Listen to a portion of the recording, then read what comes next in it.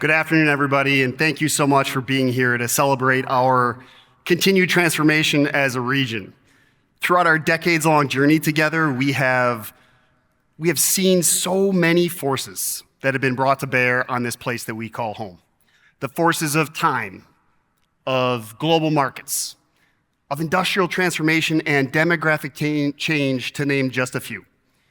The pressures placed on each of us as individuals, but also as our communities, have been relentless and intense.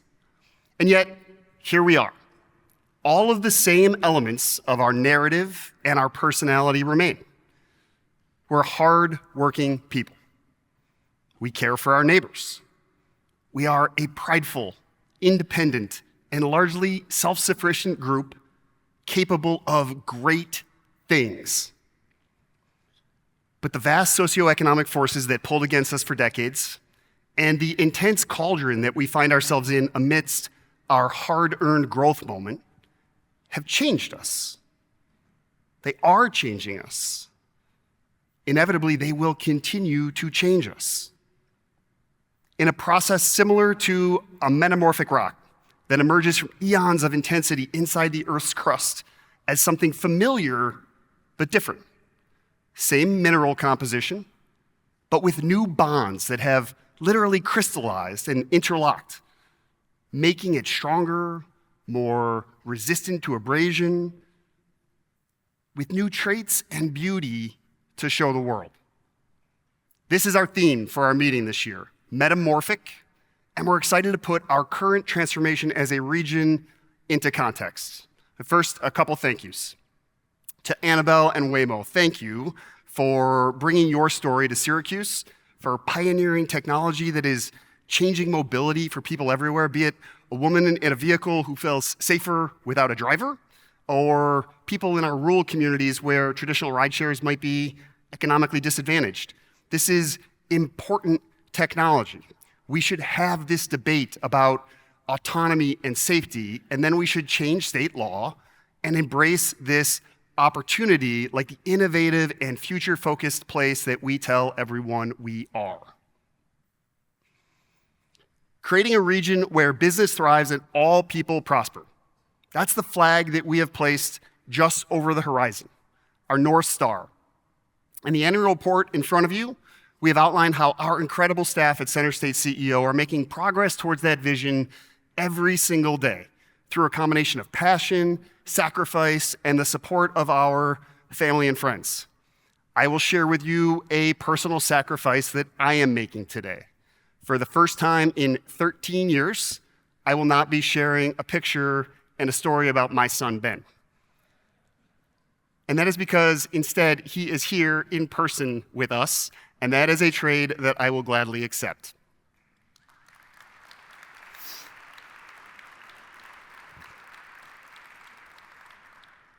I want to thank our members, our community partners, our board of directors, our executive committee, and in particular, Dave Schneckenberger. I see you, David. Your lifetime of service, not just to this organization, but to this community, is astounding. What you do, what you give, and the person that you are, your personal integrity and your partnership and your friendship, those are things that I value and that I will always seek to emulate. I appreciate you. Thank you.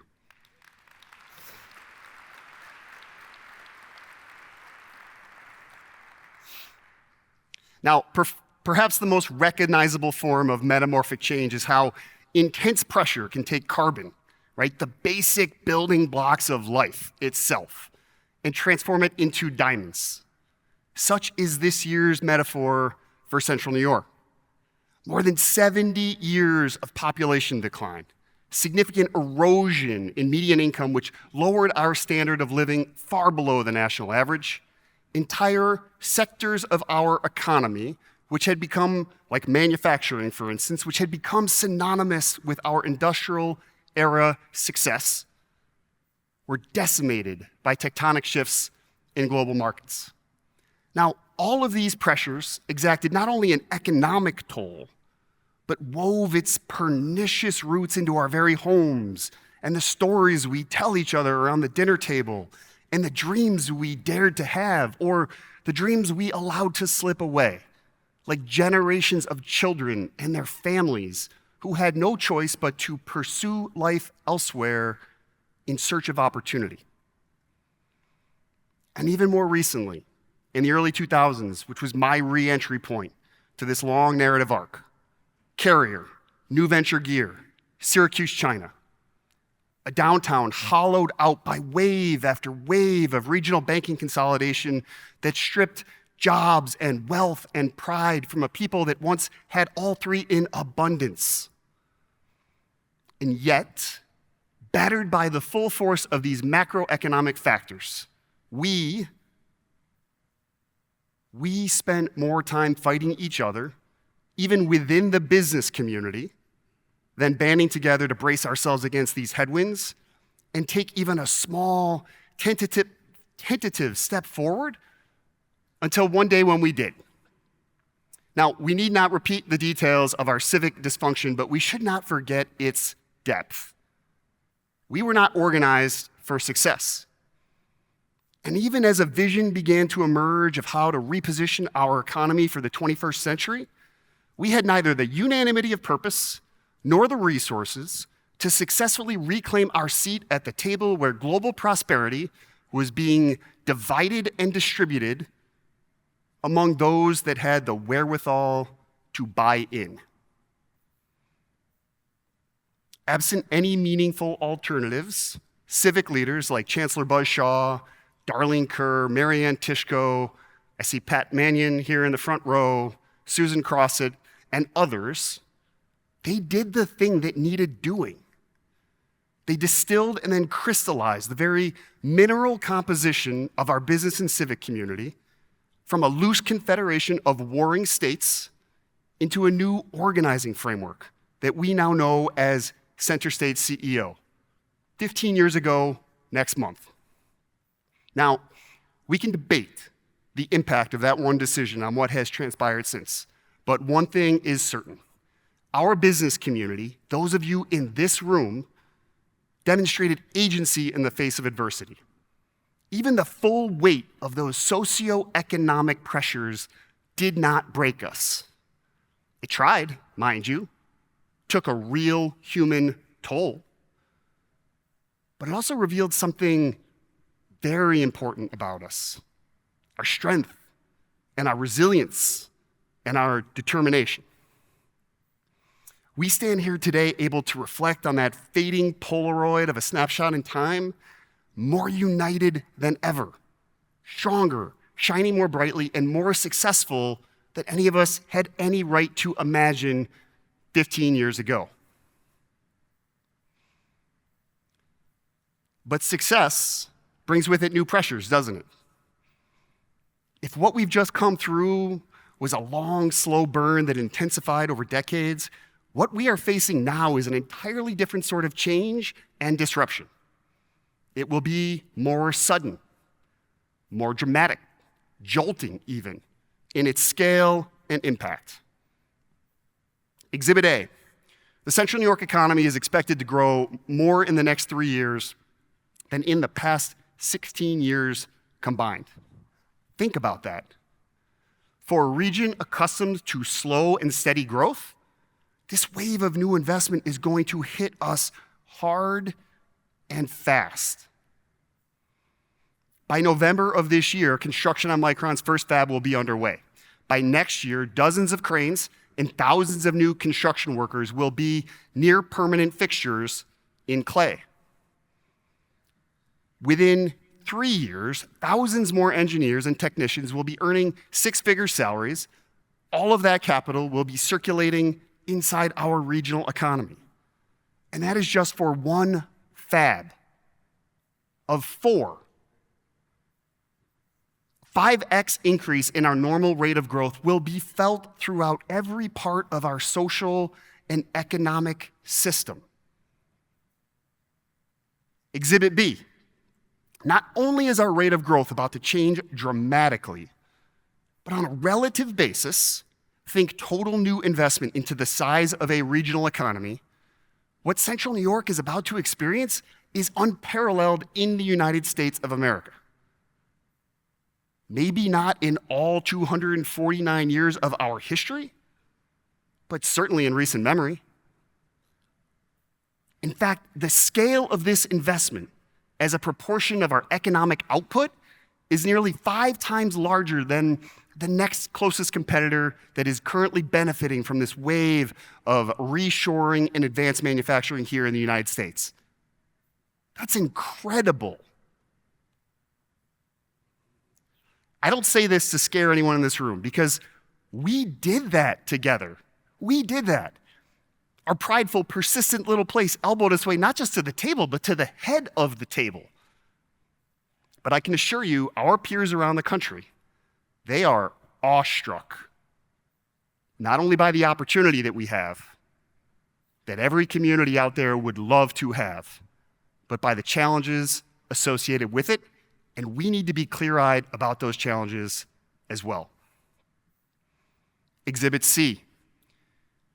This uniquely powerful growth moment that we have fought so hard for and won comes amidst the backdrop of the single largest disruption to the geopolitical world order that most of us have ever experienced, with higher levels of economic uncertainty from consumers and business leaders than we have seen in decades.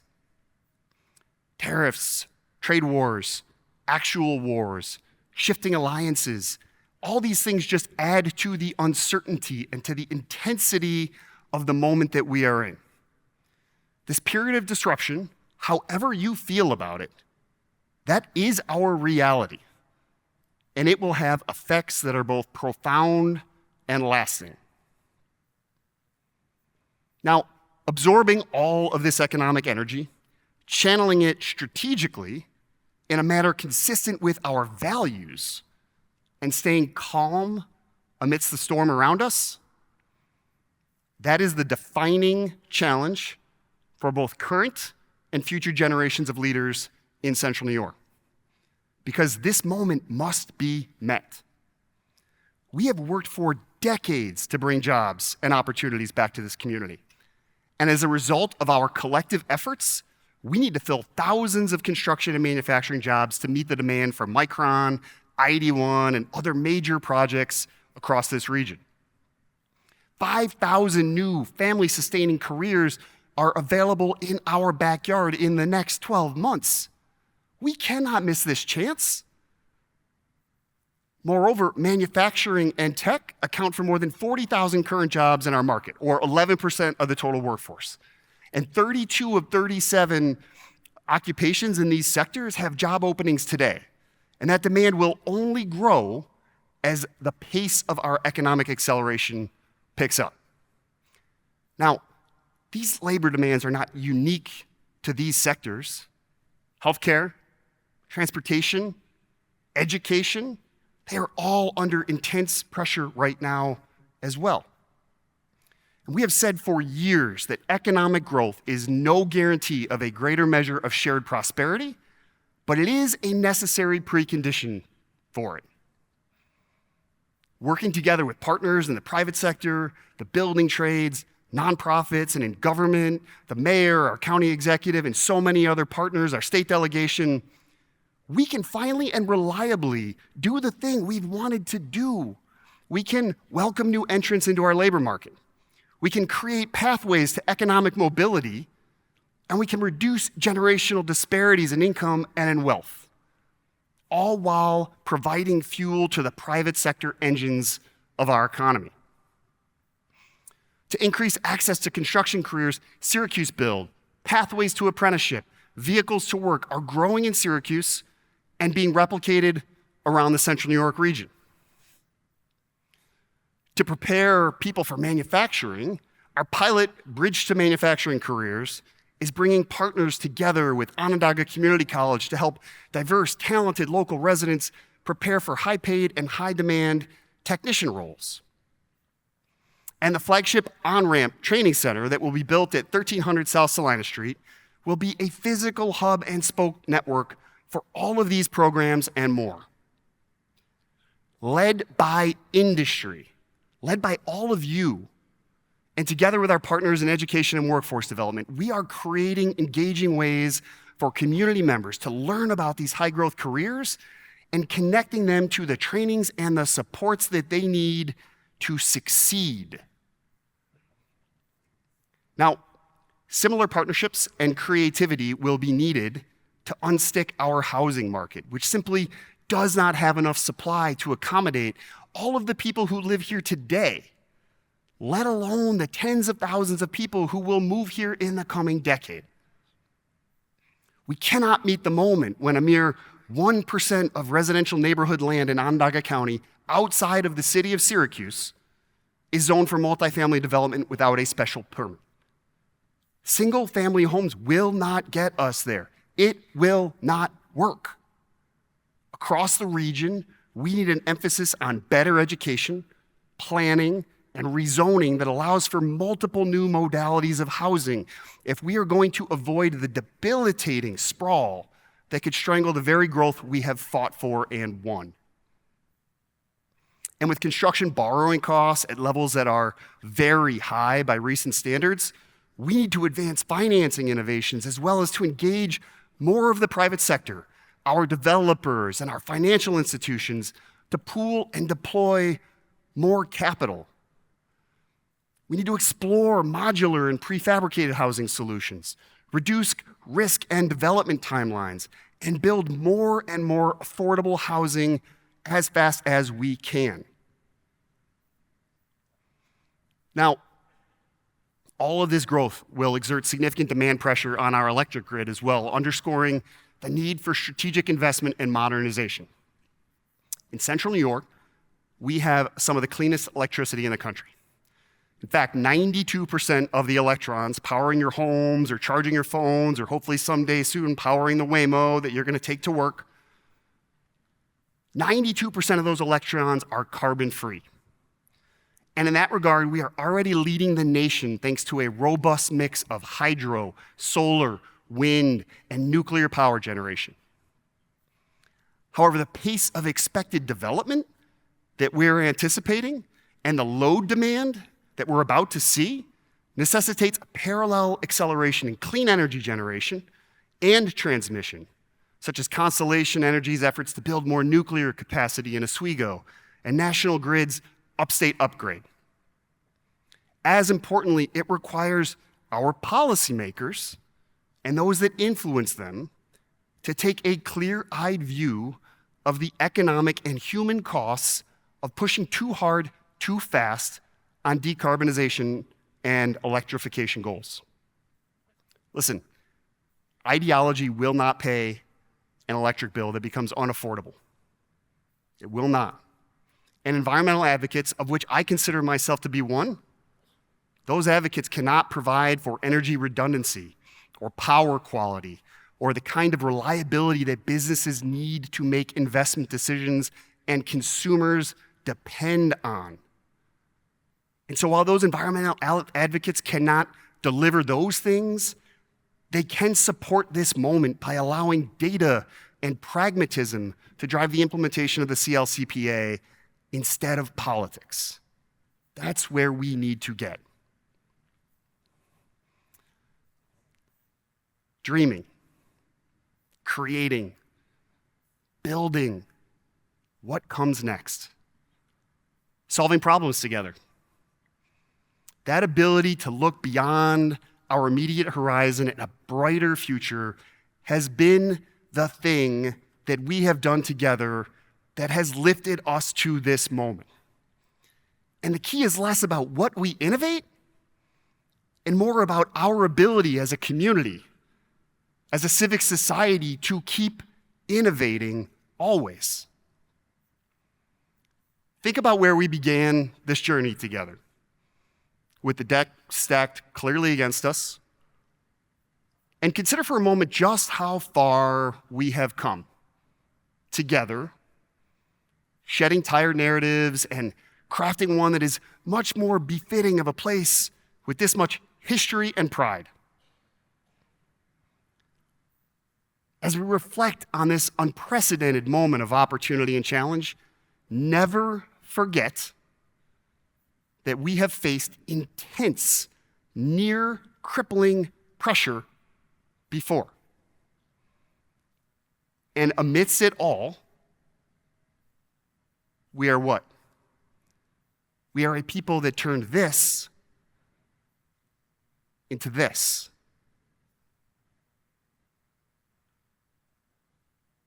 This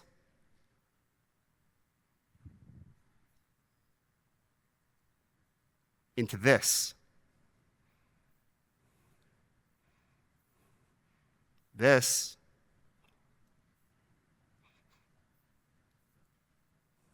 into this. Now just imagine where we might end up if we can once again turn the heat and the fire of all these market forces and pressures around us today into fuel for our future prosperity and growth.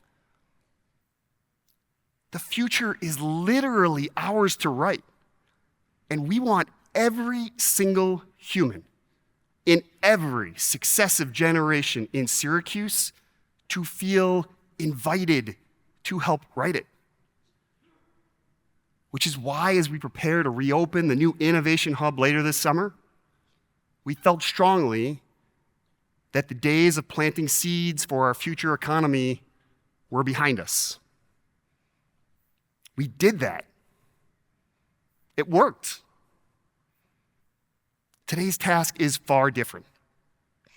We must reach for that thing just over the horizon, the better, more equitable, more audacious version of ourselves, which is why we couldn't be more excited to finally reveal both the Innovation Hub's new name and its bold new vision for this region.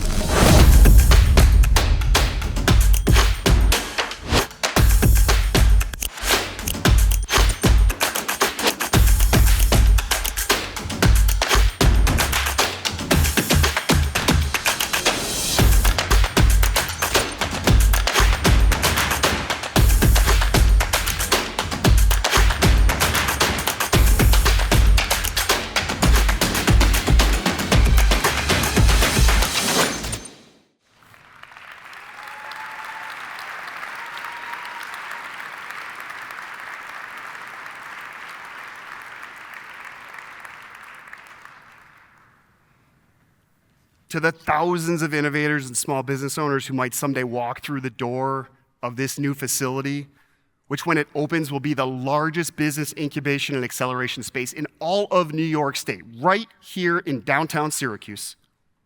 To all of those people, we want you to feel supported in such a way as to make you feel committed, make you feel comfortable committing not just words to a page in the form of a business plan, but committing your soul to these ventures, bringing something moving and even a little vulnerable to the task, pitching your idea as if to a loved one or a lifelong friend, to show up in a way for this exercise of building the future economy as if you were gifting the world the witness of your dreams and carving them into stone with purpose. And while this new building is intended to be the literal hub of our region's growing entrepreneurial community, it is meant as a metaphor for us all. Friends, this moment calls not just for effort, but for passion and purpose. it calls for each one of us to bring the most inspired version of ourselves to the table we have set. Sleeves rolled up, pencil behind the ear, ready to create. Ready to show the world the unyielding toughness and beauty of a place that has been through it and emerged unbroken, stronger, no longer afraid to unfurl the full breadth of our aspirations, and ready, eager to give it our very best. That is our dream for this building. And that is our gift to you. A monument to the very best that this region has to offer the world, especially that which has yet to be manifest. The products of our future and collective inspiration. To the horizon we go, over, and then again. And again. Ladies and gentlemen, thank you for all of your support, for being here today. This concludes our program. Please join us in the back to celebrate the next chapter of Central New York.